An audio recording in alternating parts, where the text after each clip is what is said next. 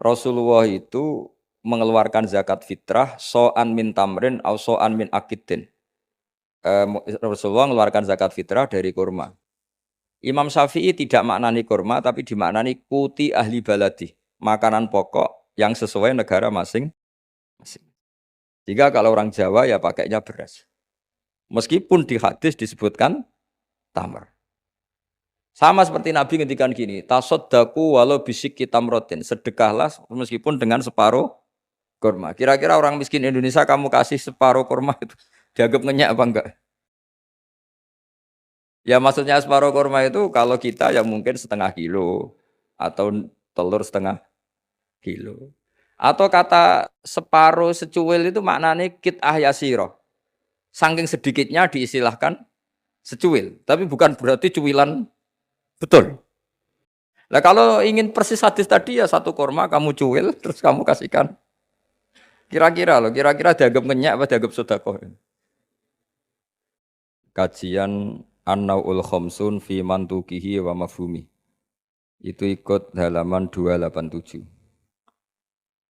Jadi di antara aturan memahami Quran itu memahami apa yang disebut mafhum, apa yang disebut mantuk. Kira-kira kalau terjemahan Indonesia itu ada yang eksplisit, redaksi itu ada yang apa? Implisit. Kalau yang eksplisit itu mengganti kata mantuk. Memang dilafatkan seperti itu. Yang mafhum itu bisa diartikan kayak semacam apa? Kesimpulan tapi enggak mesti jadi pegangan. Makanya ini harus hati-hati kalau di bab mafhum. Misalnya gini contoh yang dipakai ulama, saya baca ya.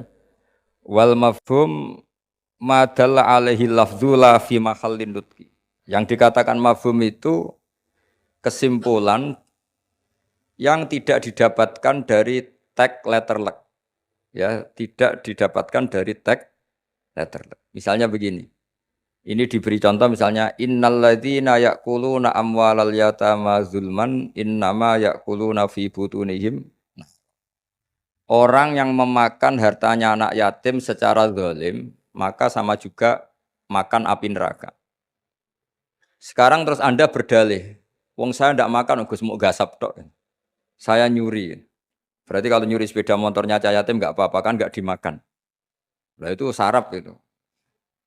Maka cara maknanya gini, orang yang memakan harta anak yatim dalam kurung baca merusak, baca merugikan. Sehingga kata yakulu na'am walal yatama adalah ibaratun an aqallil ifsad. Makan tuh kan sebanyak-banyaknya kan satu piring dua piring, itu saja haram. Apalagi mengambil mobilnya, mengambil tanahnya. Sehingga kata yakuluna diganti kata yufsiduna, yang merusak. Jadi itu namanya mafhum. Jadi mafhum itu, nah kadang mafhum itu aulawi itu lafadz yang disebut dengan mafhumnya itu maknanya ekstrim mafhumnya. Misalnya ada ayat fala taqul lahuma uffin, maka jangan pernah berkata pada orang tua kamu hus atau uf. Kamu nggak bisa bilang gini. Yang diharamkan itu mengatakan hus. Kalau misoh kayaknya enggak gitu. Nggak bisa seperti itu. Kalau kata hus, kecewa lah. Kayak ufin itu dalam bahasa Arab atadojjar. Saya merasa tidak nyaman dengan orang tua itu. Orang Arab bilang ufin. Atau us gitu. Gitu. Pokoknya tidak enak. Kalau itu saja nggak boleh, maka bilang kakek aneh, jancuk lebih tidak boleh. Nah, kalau itu tidak boleh karena menyakitkan, ya, misalnya orang tua itu nggak boleh karena menyakitkan. Membiarkan orang tua sampai utang-utang tonggo, sampai pinjem-pinjem itu juga menyakitkan. Jadi kalau menyakitkan misoh itu karena kata-kata, menyakitkan ekonomi itu secara kejiwaan. Sehingga terus ulama mengatakan semua bentuk yang menerantarkan orang tua, maka hukumnya haram. Itu semuanya mafhum, difahami dari kata fala taqul lahuma uffin. Begitu seterusnya. Dan itu oleh ulama dibabkan bab mafhum dan mantuk. Ya saya baca ya beberapa teks aslinya. Fa in kana aula yusamma fahwal khitab kadila latifala taqul lahuma uffin ala tahrimid dzurbi li annahu asyaddu Wa in kana musawiyan sumya lahnal khitab ay maknahu kadilalati alladzina yaquluna amwalal yatama zulman ala tahrimil ikhraq. Kalau haram makan anak yatim secara zalim haram, maka membakar harta anak yatim juga haram. Li'annahu musawin lil akli fil itlaf. Karena sama-sama merusak. Memakan harta anak yatim yang merusak harta itu, mencuri juga sama, membakar juga sama, menggasap juga sama. Nah, pertanyaannya adalah hal dilalatu dzalika qiyasiyatun aw lafdhiyatun majaziyatun aw haqiqiyatun. Lalu lafat bisa dimaknani sejauh itu dilalahnya lafdhiyah, apa hukmiyah, apa qiyasiyah. Misalnya gini ya, ini mungkin mudah difahami ya. Saya misalnya punya satpam atau punya pembantu atau punya candalem kalau dalam bahasa pesantren itu 3 misalnya.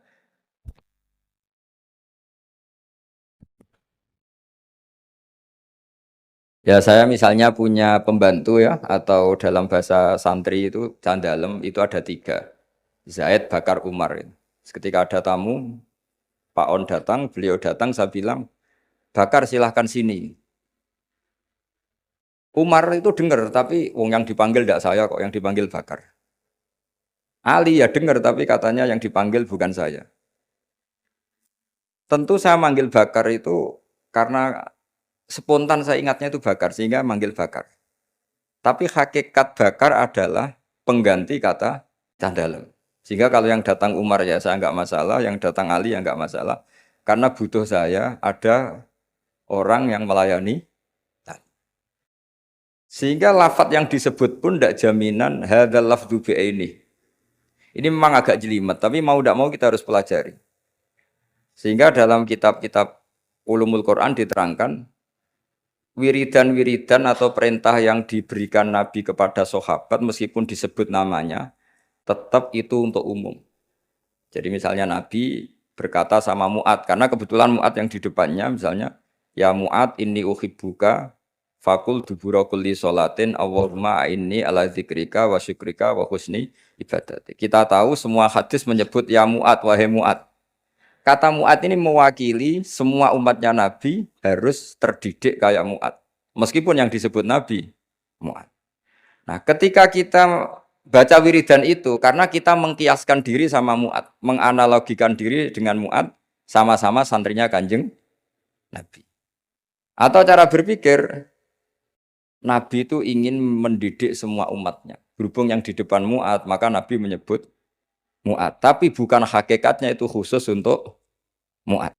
Itu namanya mafhum. Jadi mafhum itu satu makna yang difahami meskipun itu tidak dilafatkan, tidak diucapkan. Ya begitu seterusnya. Ya saya teruskan supaya nanti makna Quran itu lebih. Ada ayat lagi, inja akum fasikum binaba'in fatabayyanu. Terus fadhkurwaha intal mas'aril haram. Di sini ada kata lagi fajliduhum thamaninal jaldah. Jadi begitu juga menyangkut adat. Adat itu bilangan. Ketika Al-Quran menyebut satu bilangan, itu apakah mubalaghah? Mubalaghah itu butuh itu diekstrimkan atau punya makna sesuai bilangan itu. Misalnya begini, sampean kalau mangkal sama seseorang itu kalau dalam bahasa Jawa itu, meskipun kamu minta maaf saya 1000 kali tidak akan saya maafkan. Ternyata orang itu dablek sekali, ya sudah nanti saya minta maaf 1001 kali. Tak susui 1. Itu kamu mangkel enggak? Mesti kamu mangkel. Karena kamu menyebut 1000 kali itu saking mangkelnya bahwa saya maafkan kamu itu mukhal.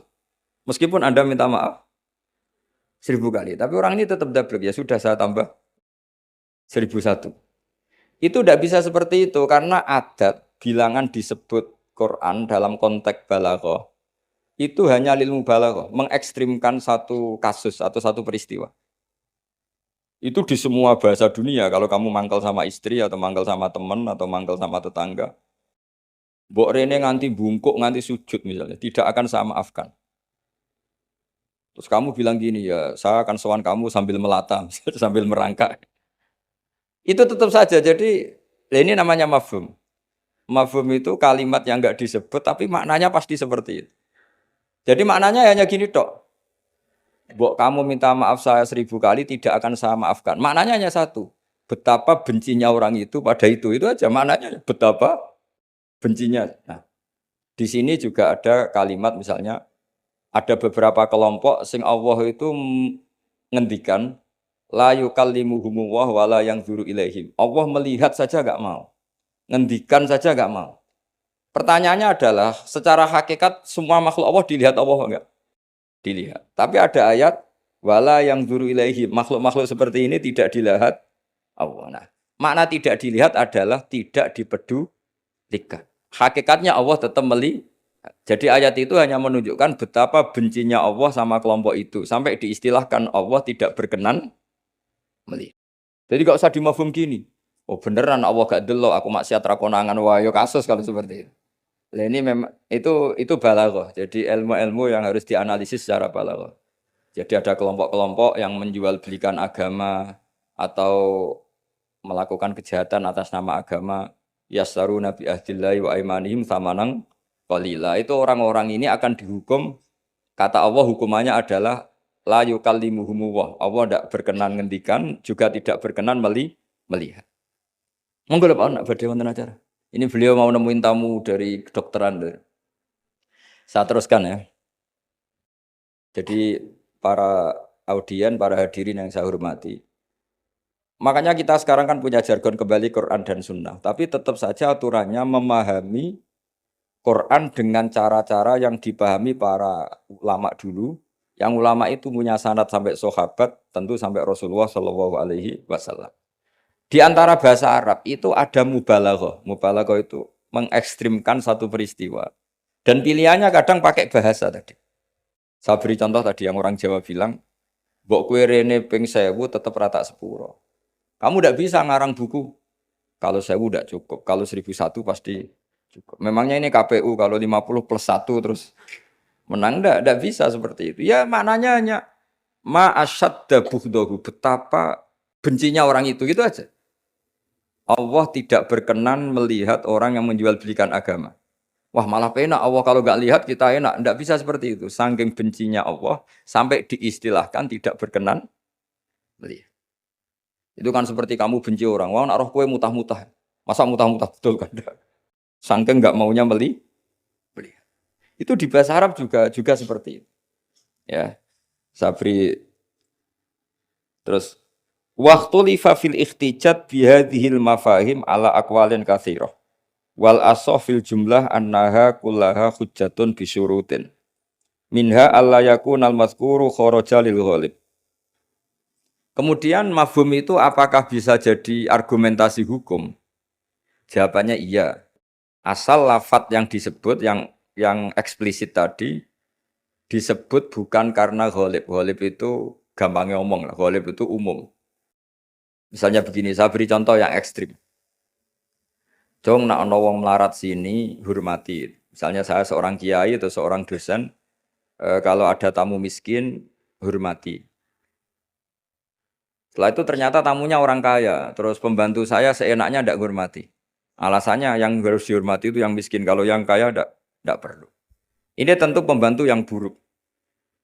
Karena mengatakan jika yang miskin hormati itu sebenarnya maknanya itu prioritas, bukan catatan hukum. Jadi kalimat disebut itu kan kadang catatan hukum, kadang prioritas. Kalau tadi ya maknanya hanya jika orang miskin prioritaskan, bukan berarti yang kaya tidak perlu dihormati. Lah itu banyak di Quran, di hadis, lafadz yang sebetulnya disebut itu prioritas, tapi oleh orang yang enggak ahli bahasa dianggap catatan apa? Hukum. Maka itu menjadi gaduh, secara hukum menjadi gaduh. Saya beri contoh yang ada di Quran. Kalian tuh haram menikahi anak tiri itu anaknya istri, yang serumah dengan kamu. Yang serumah dengan kamu itu bukan catatan hukum. Ya jadi begini ya, misalnya saya beri porsi hukum fikih ya. Yang diharamkan dalam Islam itu kan 3. 1 karena nasab, 2 karena rodok penyusu, 3 karena musaharah. Musaharah itu besan. Kalau yang karena nasab kita tahu 7 ya, kalau dalam bahasa Arab 7, kalau dalam bahasa Jawa itu tinggal 4. Ya 7 itu apa saja coba yang hafal Quran tuh. Hurrimat alaikum ummahatukum wa banatukum wa akhwatukum wa ammatukum wa kholatukum wa banatul akhi wa banatul ukhti. Itu kalau dalam bahasa Arab muharramatun nikah itu ada 7. Tapi orang Jawa bilang hanya 4. Sebenarnya memang 4. Karena orang Arab itu kan ngitungnya ibu, putri, saudara putri, bulik dari bapak, bulik dari ibu, keponakan dari saudara lelaki, keponakan dari saudara perempuan. Kalau orang Jawa kan ngitungnya bulik ya 1. Ya kan saudaranya bapak atau ibu kita bilang bulik. Kalau orang Arab enggak. Kalau saudaranya bapak ammah ya, saudaranya bapak itu ammah. Kalau saudaranya ibu kholah, maka dihitung 2 wa ammatukum wa kholatukum. Kalau anaknya saudara orang Jawa bilang keponakan. Kalau orang Arab dihitung wa banatul akhi wa banatul ukhti. Sehingga 4 ini di Jawa diringkas jadi berapa? 2. Yaitu haram menikahi bulik dan haram menikahi keponakan. Jelas ya? Kemudian yang kedua haram karena rodok. Jika kamu nyusu sama Sri misalnya, otomatis anaknya Sri saudara rodok. Dan ibu yang kamu susui otomatis ibu rodok, suaminya Sri, bapak rodok. Itu karena rodok. Terus ketiga karena musoharoh. Ya ini didengerin. Supaya jadi ahli hukum. Jadi masa Universitas Islam Indonesia tidak tahu muharramatun nikah. Kamu jangan ikut bahasa-bahasanya artis-artis gaul di Jakarta. Di Jakarta itu kalau orang sudah nikah malah namanya muhrim. Itu sebenarnya salah bahasa. Justru yang bisa dinikah itu harus ajnabiyah orang lain. Kalau mahram malah gak boleh dinikah. Karena maknanya mahram itu orang yang haram dinikah. Jadi justru istri itu bahasa fikihnya ajnabiyah orang lain. Buktinya boleh dinikah. Kalau mahram itu orang yang haram dinikah. Tapi ya sudah ada bahasa gaul gitu ya ikut saja. Ibu goblok tapi tidak usah ikut goblok. Karena itu memang salah, bahasa itu salah sebetulnya. Makanya istri itu repot, di fikih itu repot. Fikih itu kalau bahasakan istri itu ajnabiyah orang lain. Kalau anak itu anak, kalau istri itu tetap bahasanya ajnabiyah orang lain. Sehingga sekali dicerai ya benar-benar menjadi orang lain. Kalau kita mati ya benar-benar menjadi orang lain. Buktinya boleh dinikah orang lain. Jika kalau dalam pepatah Jawa ini ajarannya bapak saya, kamu tidak harus ikut. Kalau ajaran bapak saya, nak bojo be anak tukaran, kowe kudu bela anak. Mergo ora ono mantan anak, tapi iso ono mantan istri. Sehingga tradisi keluarga saya itu pokoknya anak itu nomor 1, baru istri. Tidak tahu kalau tradisi sampean istri dulu baru anak. Itu. Karena tadi cara berpikir anak itu selalu anak. Ya anak itu selalu anak. Tapi kalau istri tidak mesti. Apalagi istri sampean cantik terus sampean mati gitu itu sudah. Ya sudah selesai. Mesti nikah orang lain gitu. Enggak tahu nanti kalau di surga ikut siapa, enggak tahu ini. Mesti oportunis. Kalau kamu masuk neraka dia ikut yang masuk surga. Kalau masuk surga semua ikut yang kelas lebih tinggi. Saya teruskan ya. Terus haram ketiga itu karena musoharoh. Disebut wa akhwatukum wa ummahatukum lati arda'nakum wa akhwatukum naroda. Terus wa ummahatu nisaikum apa? Wa ummahatu nisaikum. Ibu dari istri kamu. Apa kalau orang sini bilang? Mertua ya. Nah mertua dengan mantu itu hubungannya 2. Seorang lagi ya. Mertua sama mantu itu hubungannya 2. Ya seorang lagi. Misalnya kamu nikahi Sri. Berarti ibunya Sri sebagai apa? Mertua. Itu menjadi mertua itu bimujarrodil akdi. Sekedar akad, kamu bilang qabil tu nikahaha wa taswija bil mahrin madkur. Itu langsung jadi mertua. Ya, langsung jadi.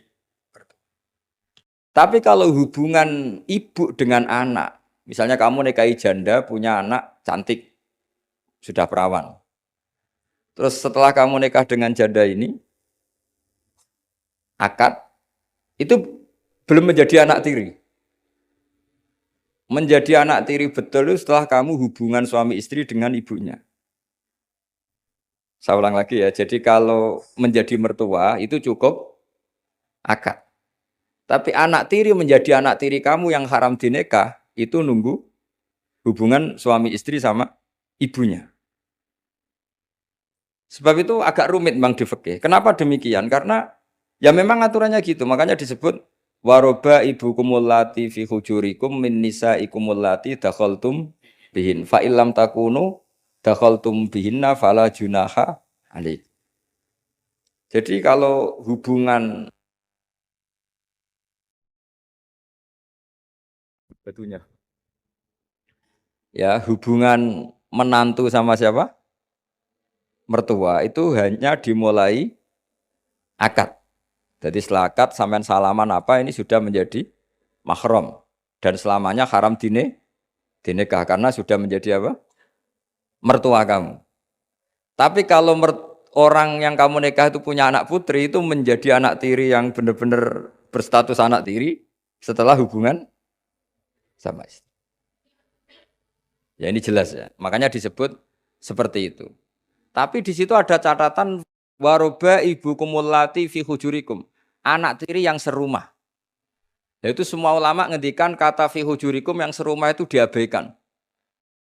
Jadi tidak bisa misalnya gini. Kamu nikahi Sri di Jogja, punya anak tiri di Jakarta. Berarti halal karena tidak serumah. Wah itu sesat dan menyesatkan ya. Karena ada aturannya, fi hujurikum itu kalimat yang disebut Allah itu normatif. Normatif artinya umumnya anak tiri itu serumah, tapi bukan sebagai catatan hukum. Dan itu banyak sekali lafaz-lafaz yang disebut Allah atau disebut Rasulullah bukan sebagai catatan hukum, tapi normatif. Itu kan seperti gini. Jong, bukti kamu hormat tamu. Kalau ada tamu itu suguhi teh. Kalau ada tamu itu suguhi kopi. Itu normatif. Bukan berarti yang tidak nyuguhi kopi itu tidak menghormati tamu, tidak bisa seperti itu. Kalau tamunya darah tinggi, kan malah mati. Nah, ulama itu berkompeten, sangat kompeten sekali memahami Quran. Mana lafaz yang disebut Allah itu normatif, mana yang disebut Allah itu sebagai catatan hukum. Kalau fi hujurikum menjadi catatan hukum, maka maknanya begini. Haram menikahi anak tiri yang serumah. Waroba ibu kumulati fi hujurikum. Mafhumnya kalau tidak serumah, boleh, wayo kacau. Ibunya kamu embat, anaknya kamu embat, hanya karena beda. Itu sesat dan menyesatkan. Makanya bahaya sekali nafsirkan Quran tanpa ilmu. Sampai ada ancaman manfas sarul Quran biro'ihi falyatabawa maq'adahu minan nar. Orang menafsirkan Quran dengan semaunya sendiri, maka sama juga pesan satu tiket di neraka. Jadi sampean sama saya itu potensi masuk neraka saya sebetulnya. Karena saya nekuni tafsir. Itu bahaya sekali. Sebab itu saya tradisikan kalau ngaji itu pakai kitab supaya sanadnya mutasil sampai Rasulullah SAW. Enggak boleh mengajarkan Quran terjun bebas menurut saya. Memangnya agama menurut kamu enak aja. Enggak boleh agama kok menurut saya. Agama yang menurut Allah dan Rasul. Enggak boleh menurut saya. Kalau menurut saya berarti agama macam-macam karena setiap orang menurut masing-masing. Ya, saya teruskan ya. Jadi di antara dengan tanda kutip jebakan-jebakan lafadz adalah kita tidak pernah tahu lafadz itu disebut itu karena apa. Karena mewakili kelompoknya seperti tadi. Saya punya tamu terus manggil sekenanya. Wahai Bakar sini. Kira-kira yang datang Umar tetap saya seneng enggak? Seneng. Butuhnya ada orang yang hormat. Yang datang Ali ya saya seneng. Yang datang Zaid yang seneng. Yang datang siapa saja seneng.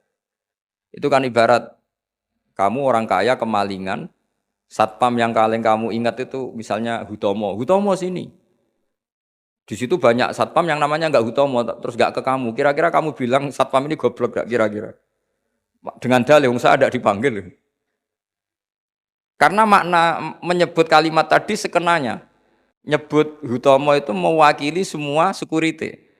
Cuma kebetulan yang kamu ingat Hutomo. Itu memang agak jelimet ulumul Quran, tapi masuk akal, semuanya setelah dijelaskan masuk akal. Ketika yang datang siapa saja kamu tetap matur nuwun karena ada yang menolak. Nah, lafadz di Quran ya seperti itu. Kadang lafadz itu pengganti sejenis, napa pengganti? Misalnya yang masyhur dalam mazhab kita. Rasulullah itu mengeluarkan zakat fitrah so'an min tamrin au so'an min akidin. Rasulullah mengeluarkan zakat fitrah dari kurma. Imam Syafi'i tidak maknani kurma tapi dimaknani kuti ahli baladi, makanan pokok yang sesuai negara masing-masing. Sehingga kalau orang Jawa ya pakainya beras. Meskipun di hadis disebutkan tamar. Sama seperti Nabi ngendikan gini, tasaddaku walau bisik tamrotin, sedekahlah meskipun dengan separuh kurma. Kira-kira orang miskin Indonesia kamu kasih separuh kurma itu dianggap ngenyak apa enggak? Ya maksudnya separuh kurma itu kalau kita ya mungkin setengah kilo atau telur setengah kilo. Atau kata separuh secuil itu maknanya kit ahyasiro. Saking sedikitnya diistilahkan secuil. Tapi bukan berarti cuilan betul. Nah kalau ingin persis hadis tadi ya satu kurma kamu cuil terus kamu kasihkan. Kira-kira loh, kira-kira dianggap ngenyak apa dianggap sedekah. Nah sama misalnya Rasulullah ngendikan, semoga Allah memberi berkah orang yang ketika 10 Muharram mengusap anak yatim. Itu yang penting usapnya apa sedekahnya. Terus kamu orang yatim kamu kumpulkan, kamu usap semua kepalanya. Itu kira-kira itu dianggap apa coba? Wis medhit di dalil kan. Nak nuruti teks hadis itu ya memang ngusap kepala. Tapi semua sepakat maknanya ngusap itu ibaratun anis syafaqah. Bentuk kasih sayang. Dan kasih sayang itu paling praktis ya ngasih uang atau ngasih sesuatu yang manfaat untuk anak yatim itu. Lah nak ngusap tok. Celuk waduh-waduh dibeli ana parade ngusap anak yatim. Lah itu ya termasuk di ulumul Quran diikutkan bab mafhum dan mantuk. Jadi memang susah. Jadi ahli Quran itu susah. Oh ini ya jadi menjadi ahli Quran itu harus harus seperti ini memang. Makanya sampai ditulis kitab setebel ini dipakai di seluruh dunia termasuk di Al-Azhar, di Palestina, di mana-mana. Itu ini kita ngaji baru berapa pertemuan aja sampai sudah pusing. Kalau sampai selesai malah tambah pusing. Tapi bagus, barokahnya pusing itu tidak gegabah. Tidak gegabah mikir. Karena kalimat itu mesti ada batas. Makanya ada kaidah di semua ulama, menurut semua ulama. Ada kaidah begini. Fasudur ausa'u minal kutub wal ma'ani ausa'u minal ibarat. Dada ini lebih luas ketimbang yang dicatat. Dan makna itu lebih luas ketimbang redaksi. Karena kalau dalam disiplin ilmu usul fikih itu tak beri bocorannya. Begini, kalau sampean mendefinisikan kata-kata gimana? Gak umumnya orang kampus. Kata-kata adalah apa kata-kata? Kalau dalam ilmu usul fikih begini. Kata-kata adalah pilihan untuk mengekspresikan kehendak hati. Dan karena kehendak hati itu banyak dan tidak terukur, maka kata-kata ini hanya mewakili sebagiannya. Dari awal sudah disebut mewakili sebagian. Misalnya begini, ketika Rasulullah mewajibkan zakat padi misalnya atau zakat gandum. Pikirannya Imam Syafi'i itu mewakili kata kut, yang wajib zakat itu makanan pokok. Sehingga Imam Syafi'i hanya mewajibkan yang dizakati itu hanya padi, gandum, jagung, kacang. Pokoknya yang bisa jadi makanan pokok. Kira-kira Imam Syafi'i itu tidak mewajibkan zakatnya kangkung, melon, mangga gitu. Karena tidak makanan pokok. Tapi dalam mazhab lain enggak, ketika Rasulullah mewajibkan menzakatkan padi, itu maknanya itu matum bituhul ardu, apa saja yang tumbuh dari bumi. Sehingga kelompok ini termasuk Yusuf Qardomi mewajibkan zakat melon, mangga, pokoknya semua buah-buahan, semua tanaman wajib zakat. Karena ketika Anda mengatakan begini misalnya, jong nak ono tamu kai pelem. Kalau ada tamu, tetangga-tetangga atau tamu kasih mangga. Sementara di rumah kamu itu ada mangga, ada melon, ada semangka. Maksud kamu itu didik anak supaya derma dengan memberi apa saja. Kebetulan yang kamu ingat melafatkan mangga. Apa harus mangga? Enggak, cara sampean tak polling, milih mana coba? Ya saya punya anak, Yang di rumah saya itu ada mangga, ada semangka, ada melon. Terus saya bilang ke anak saya, nak, tangga itu ke tetangga-tetangga kasih mangga. Kata mangga itu bisa diganti melon apa enggak? Bisa, karena semangat saya adalah mendidik anak saya itu dermawan, peduli sama tetangga. Kebetulan yang ingat mangga, sudah ini tetangga ya. Lalu tetangga itu maknanya tetangga apa manusia? Sehingga pas itu ada tamu tapi tidak tetangga, gak usah GI kan gak tonggo. Nah, makanya ini kan jadi PR. Berarti kalimat tadi, cong nak ono tonggo utawa cong kalau ada tetangga kasih mangga. Sebetulnya kalimat itu bisa digenti, cong yang penting lomo. Kata tonggo ora penting, mangga juga gak penting. Maka yang dikatakan kata-kata lafat adalah mawudi'a bi'izaiha al-lafdu. Jadi yang dikatakan lafat adalah gelombang keinginan dari seseorang yang bergejolak di hati, kemudian diungkapkan. Tentu kalimat ini tidak cukup untuk menampung sekian keinginan. Akhirnya yang dilafatkan atau yang diucapkan hanya beberapa. Orang soleh tentu bergelora di hatinya ingin mendidik anaknya itu dermawan, peduli, sopan. Tahu sosi, ya. Terus kan nggak mungkin kita pidato gitu ke anak kita. Akhirnya yang ngomong, cok, nak ono tonggo kei mangga, nak ono tonggo kei duit, nak ono tonggo kei beras. Bareng mboke kelaparan, gak dikei apa-apa. Ini kan gak tetangga. Oh ya sarap. Mestinya cara sono tamu ya di baro. Ini kan ndak tetangga, gak masuk definisi tetangga. Maka memahami Quran itu susahnya di situ. Apakah lafadz itu disebut tag, maksudnya kalau dalam bahasa kampus, apakah tag disebut itu untuk catatan hukum, apa untuk tadi mafhum tadi, apa ibaratun an kada, ibaratun ekspresi dari itu. Ya seperti gini, misalnya kamu marah sama istri kamu, dosa kowe nganggo HP ku. Terus istri kamu malah nganggo ATM. Wah, HP ora oleh malah nganggo ATM. Sebetulnya melarang pakai HP itu saking mangkelnya gitu saja. Kalau HP saja dilarang, apalagi pakai Alphard kamu. Tapi istri kamu enggak, saking gobloknya, mbok saking yang kamu larang kan HP, kan saya pakai Alphard. Wah, ya kacau kalau seperti itu.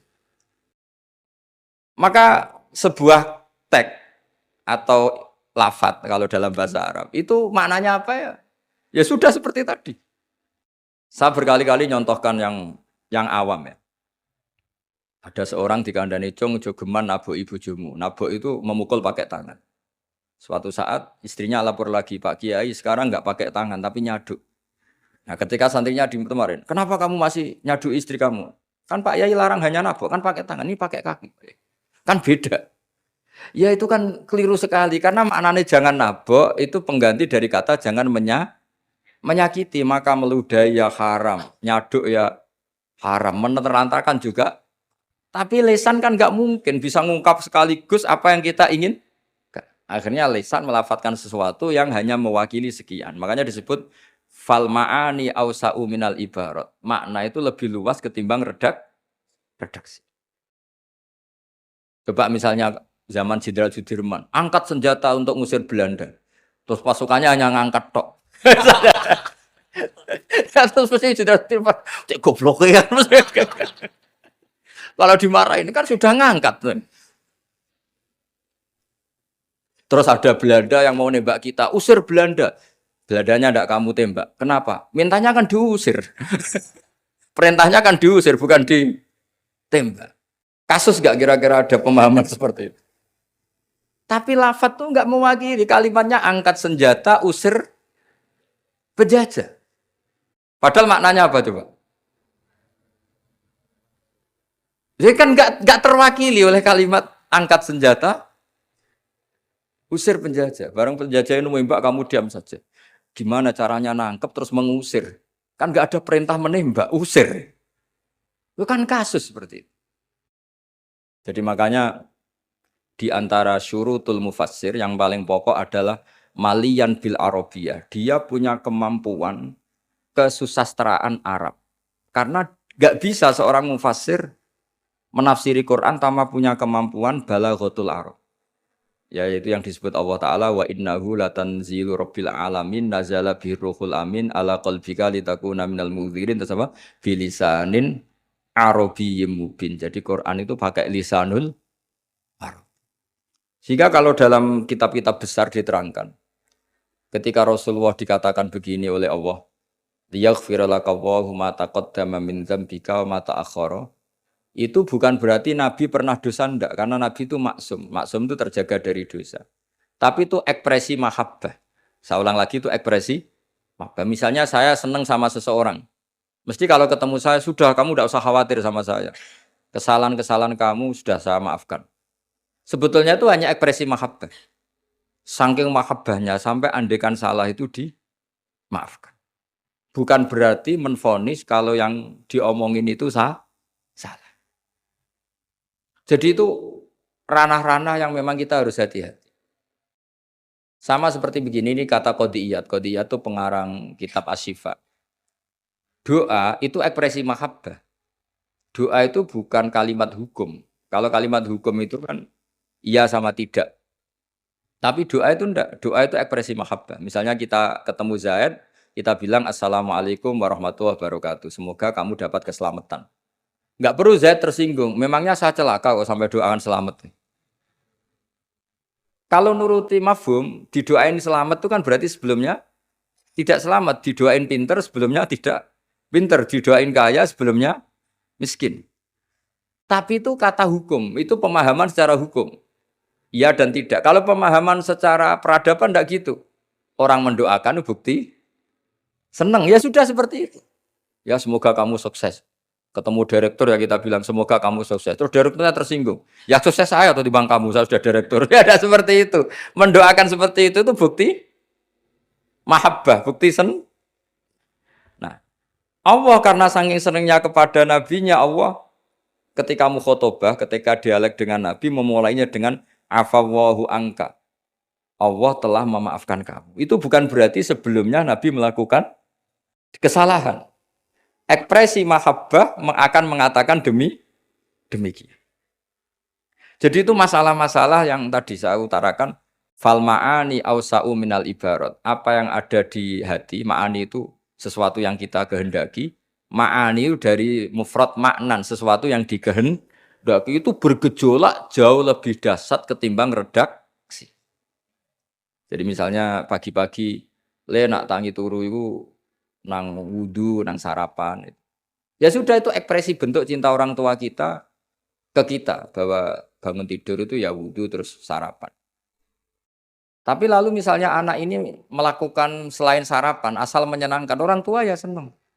Jangan monoton terus saya harus sarapan. Ini perintah orang tua. Tidak seperti itu. Nah sekarang faktanya itu banyak orang memahami Quran secara tekstualistik atau secara harfiah. Itu dalam ulumul Quran itu bahaya sekali. Karena itu tidak mewakili. Saya beri sekian contoh bahwa teks itu kadang tidak mewakili. Misalnya gini. Matsalul ladzina yunfikuna amwalahum fi sabilillah kamatsali habbatin ambatat sab'a sanabila fi kulli sumbulatin mi'atu habbah. Kan tidak semua padi itu punya sab'a sanabil, punya 7 tangkai. Ya, dan tidak semuanya satu tangkai berbiji 100. Itu bahasa Arab murni. Ibaratnya seperti itu. Ya redaksinya Pak, ibaratnya seperti itu. Bahwa sedekah yang diterima Allah ibarat padi yang tumbuh dalam kondisi paling ideal. Dan orang Arab maupun orang Jawa atau orang mana saja biasanya mengekspresikan ideal itu pakai angka. Misalnya, wah itu sugih, dunia sak gunung. Itu maknanya kaya sekali. Padahal banyak orang punya gunung tidak kaya. Karena gunungnya tandus. Tapi orang itu akan sepakat, itu kaya sekali, punya harta satu gunung. Coro cah cilik nak bantah-bantah, dunyaku sak gunung, tidak muni sak langit. Ya pokoknya ingin menunjukkan bahwa kaya raya yang tidak terhingga. Loh itu banyak di Quran seperti itu. Maka saya beri definisi ya supaya sampean ahli usul fikih. Apa yang dikatakan tag ma wudi'a bi izaiha al-lafdu. Yang dikatakan tag adalah ekspresi dari gejolak batin ingin mengungkapkan keinginan. Karena batin ini bergejolak, tag ini hanya mewakili sebagiannya. Kayak tadi kamu ketakutan di dalam rumah, ada ular gitu, misalnya ibu-ibu atau mbak-mbak, mesti manggil kan, Kak Rene, ingatnya kakaknya. Terus adiknya di situ, nggak ke situ. Kenapa kamu bawa ke situ ada ular? Kan kakak panggil kakak, saya kan adik. Kira-kira kamu mangkel gak sama adik yang seperti ini kira-kira? Goblok atau sekolah pasti gitu. Nah sebetulnya kalau ini waras, adiknya waras, cara berpikir kayak gitu. Kakak dalam bahaya minta pertolongan dan kalimat kak atau mas itu ekspresi dari orang yang dimintai pertolongan. Jadi kata mas dihilangkan, diganti orang yang dimintai. Sehingga kalau yang datang bapaknya ya seneng, pamannya ya seneng, adiknya ya seneng. Meskipun kalimatnya bilang mas atau kakak. Jelas gini ya. Itu dibabkan tadi mana kita? Dibabkan di mafhum dan mantuk. Ya, dibabkan di mafhum dan apa? Mantuk. Saya teruskan lagi ya. Di annahu innama khassa bidzikri li ghalabati khudurihi fi dzihni. Jadi ini jelas ya. Mungkin ada banyak yang pintar bahasa Arab, ini saya baca teksnya. Li annahu innama khassa bidzikri li ghalabati khudurihi fi dzihni. Kenapa menyebut si A si B? Karena yang kebetulan diingat. Tapi makna yang diinginkan kan siapa saja yang menolong karena ada ular, meskipun menyebut seseorang. Ya kayak tadi misalnya satu rumah itu ada kakak, adik, paman. Terus ketika ada ular atau ada maling kita bilang, Kak tolong. Kak tolong itu sebetulnya mewakili siapa saja yang bisa menolong. Kebetulan yang pas diingat saat itu kakak. Tapi andaikan yang datang pamannya ya seneng, adiknya seneng atau siapa saja. Jadi pertanyaannya adalah yang paling pokok dari itu adalah minta tolong. Bukan kalimat kakak. Nah yang kalimat kakak ini namanya apa? Disebut karena diingat. Bukan disebut karena catatan hukum. Nah itu ada ilmunya. Berapa kalimat yang disebut karena yang diingat atau sebagai catatan hukum. Kalau sebagai catatan hukum ya punya mafhum mukhalafah. Kalau tidak ya tidak. Misalnya begini, ada pernikahan Sri sama Zaid. Kemudian Zaid ini security atau cadalem. Terus ketika tak panggil Zaid datang. Yang datang Umar. Kan sama-sama cadalem, tidak bisa kalau seperti itu harus Zaid karena mau akad nikah. Masa akad nikah diganti-ganti kan tidak bisa. Kan sama-sama cadalem ya tidak bisa. Lama-lama sampean maju kan sama-sama manusia ya tidak bisa kalau konteks seperti itu. Makanya lafaz disebut itu dilihat, disebutnya sebagai catatan hukum apa sebagai tadi yang sedang diingat. Ya jadi jelas ya. Jadi itu ada aturan-aturannya. Li'annahu innama khassa bidzikri li ghalabati khudurihi fi dzihni. Terus kedua ada catatan lagi wa alla yakuna muwafiqan lil waqi'. Ya, di antara catatan hukum lagi sesuatu itu tidak lazim sebagai fakta. Saya ulang lagi, sesuatu itu tidak lazim sebagai fakta. Misalnya begini. Kita tahu yang namanya nasi itu makanan pokok. Ya, kita tahu teh itu minuman. Ketika saya bilang, "Jong, saya ambilkan teh." Itu apakah maknanya itu teh, apa maknanya itu minuman? Beda dengan mengatakan satu gelas ini bernama teh. Kebetulan itu teh betul. Itu namanya mengatakan sesuatu sesuai hakikat. Karena teh ya dikatakan teh. Tapi kalau mengatakan tamu saya ambilkan teh. Ini pertanyaannya adalah teh itu menggantikan kata minuman, apa memang harus teh? Jadi itu memang seperti itu. Sehingga di hadis banyak dawai Nabi itu diganti. Tapi penggantinya harus ulama. Kalau tidak ulama namanya bid'ah. Misalnya Nabi mengajari gini, anak-anak kamu ajarin panah. Dulu alat perang itu ya panah. Terus di era modern kamu tetap pakai panah, maksudnya pakai brand. Kan Nabi dawuhnya panah. Ya taqabbalallahu minna minkum taqabbal. Jadi seperti ya tadi seperti karena Nabi ketika mengatakan panah adalah ibaratun an alatil harbi. Implementasi dari alat perang yang zaman itu panah. Itu kan sama seperti Nabi ajari anak kamu berkuda dulu, alat perang transportasinya itu alatnya itu kuda. Sekarang musuh pakai pesawat tempur, kamu pakai kuda. Ya tentu itu gak relevan kan. Lah kalau gitu berarti gini. Di Quran itu jelas ada kalimat ini. Wal khayla wal bighala wal hamira litarkabuha wazina. kamu saya beri nikmat, ada kuda, ada unta, ada macam-macam. Terus di antara ayat terusannya litas tahu ala duhurihi summa tazkuru ni'mata rabbikum idastawaitum alaihi wa taqulu subhanalladzi sakhkhara lana hadza wa ma kunna lahu muqrinin wa inna ila rabbina lamunqalibun. Saya bikin unta, saya bikin kuda, saya bikin khimar, saya bikin bigol supaya kalau kamu sudah tenang di atas punggungnya kamu berdoa subhanalladzi sakhkhara lana hadza. Terus kamu karena tekstualistik, kalau naik Innova enggak baca doa itu, naik pesawat, ini kan enggak kuda. Kira-kira dibilang saraf enggak kira-kira seperti itu. Terus kamu bilang, oh ayatnya tentang kuda, ini Innova kok. Tapi cara memahami kita enggak seperti itu. Kata kuda di situ adalah alatul markab, alat berkendara. Kata unta di situ adalah alat berkendara. Maka semua transportasi atau alat transportasi kita kalau naik ya tetap berdoa subhanalladzi sakhkhara lana. Dan itu seterusnya ya. Jadi ngaji pertemuan ini ingat-ingat ya kaidahnya apa? Fal ma'ani ausa'u minal ibarat wasudur ausa'u minal kutub. Itu semua ulama pasti bilang seperti itu. Kalau sampean belum pernah bilang berarti belum ulama. Makanya ini dimulai sekarang. Untuk saya jadi ulama harus hafal kaidah apa? Fal ma'ani ausa'u minal ibarat wasudur ausa'u minal kutub. Itu nanti kalau sampean sudah pinter itu pinter betul itu nanti. Bukan pinter-pinteran tapi pinter betul. Karena memang seperti itu. Sehingga misalnya Rasulullah dulu, tofa Rasulullah rokiban, Nabi tawaf secara berkendara. Saat itu tentu naik unta. Sekarang orang-orang sepuh pakai kursi roda. Jangan terus bilang gini, dulu Nabi naiknya unta, maka orang sepuh nggak boleh pakai kursi roda, harus pakai unta. Yo dia tabuki polisi Arab aneh-aneh sebenarnya. Jadi karena dulu Nabi sudah berumur dan beliau tidak suka memaksakan dan untuk menunjukkan kalau tawaf secara berkendara itu sah boleh, terus beliau naik unta sambil apa?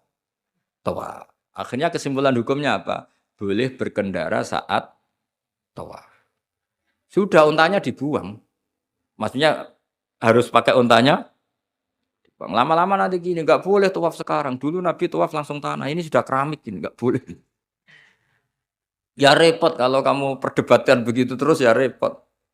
Lah ya karena tadi ketika Nabi naik unta itu semangatnya Nabi adalah mempermudah umatnya terutama bagi yang tua. Semangat yang ingin dimaklumatkan Nabi itu. Wahai umatku kalau kamu sudah tua jangan memaksakan jalan, berkendaralah. Atau cari alat yang menjadikan kamu mudah. Nah itu tentu gak tersampaikan semuanya dengan redaksi. Tapi dadanya Nabi bergejolak ingin mengimplementasikan bahwa agama ini yuridu wa bikumul yusra wa la yuridu bikumul usra. Wah itu tentu gejolak ini kan enggak terwakili oleh lafaz. Seperti kamu bilang ke istri kamu, "Dek, saya cinta kamu karena kamu cantik." Itu bukti seneng saja. Nak bojone cerdas, berarti aku nak wis elek kira seneng. Wah ya repot kalau gitu. Padahal kalimat itu maknanya kan gitu. "Dek, saya seneng kamu karena kamu cantik." Mafhumnya apa? Kalau tidak cantik, kalau sudah tidak cantik tidak seneng. Tapi tidak seperti itu. Pokoknya kamu itu ingin gombal terus ngomong itu aja. Jadi makanya walhasil itu tadi ingat-ingat ya Pak. Fasudur ausa'u minal kutub. Bahwa dada kita ini lebih luas ketimbang yang kita tulis. Ya dada kita lebih luas ketimbang yang kita. Terus wal ma'ani ausa'u minal ibarat. Makna yang kita kehendaki itu jauh lebih luas ketimbang redaksi. Karena tadi kita manggil security misalnya si A, yang datang selain si A juga nggak masalah. Karena kata si A tadi hanya keterbatasan kita sebagai manusia, sehingga harus menyebut satu orang. Padahal siapa saja nggak masalah. Karena butuhnya kita ada yang menolong atau ada yang membantu. Ya saya ulang lagi ya. Fal ma'ani ausa'u minal ibarat wasudur ausa'u minal kutub. Assalamualaikum warahmatullahi wabarakatuh.